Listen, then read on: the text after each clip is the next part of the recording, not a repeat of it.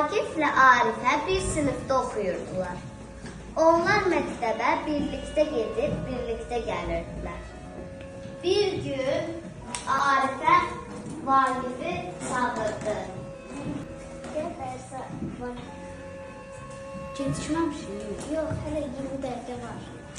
Birlikdə məktəbə tərəf yönəldilər. Sən dərslərini öyrənmişsən? Yox, məndə o səfir arqan. Onsuz da sən sinifin gözsən də mənə kömək edərsən. Vaqifə sözlərindən xoşlanmasa da özünü o yerə qoymadı. Sən də öyrənə bilərsən, sinifin gözü ola bilərsən. Yox, əşi, məndə o səbir nə qədər sənə kimi gecə gündüz dərs oxuyur. Dərsin başlamasına bir neçə dəqiqə qalırdı. Məlum oldu ki, bəzi uşaqlar Azərbaycan dili dərsinə hazır deyillər. Ona görə narahat idilər. Vaqif, gəl sən də dərslərini öyrədin. Yox, sən onlara öyrət. Mən öz suluğumu sudan çıxardaram. Bəs ucunu sudan çıxanmazsan, batsan nə olacaq? Sən öz dərdivə bax, Arifə olmasaydı, neyin edəcəkdim? Salam uşaqlar.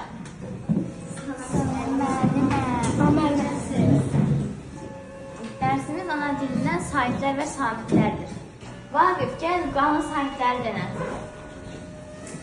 Yaman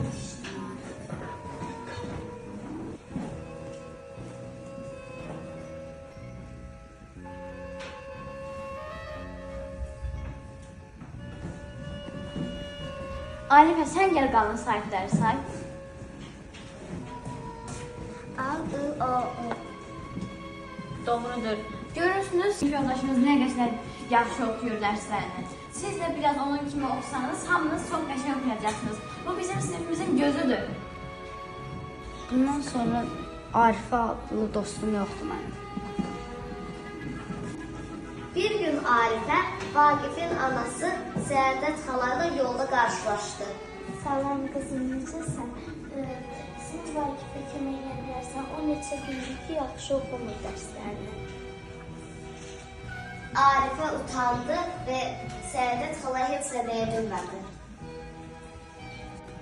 Bir gün Arifənin atası Arifəni halsız görüb soruşdu. Qızım, nə keyfsizsən? Nə sorulub Vaqifin arasında? Yox, ata. Neçə gündə onu görmürəm. Nə bir sən ona gedirsən, nə bir o bizə gəlir. Siz çox yaxşı dostsunuz, nə olur, nədir? Ata, o dərs zamanı bizə mənə istədi ki, mən ona kömək edim. Amma müəllimə qarşımızdaydı deyə, mən ona kömək edə bilmədim deyəm, o məndən küsdü. Sən indi ondan küsürsən, birinci addımı sən atmalısın. Heç mən bilirim yoxdur. Dedim, axı, sən bu vəziyyətdə ondan üstünsən.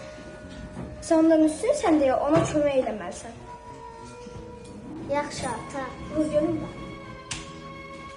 Vicdanlı sənə.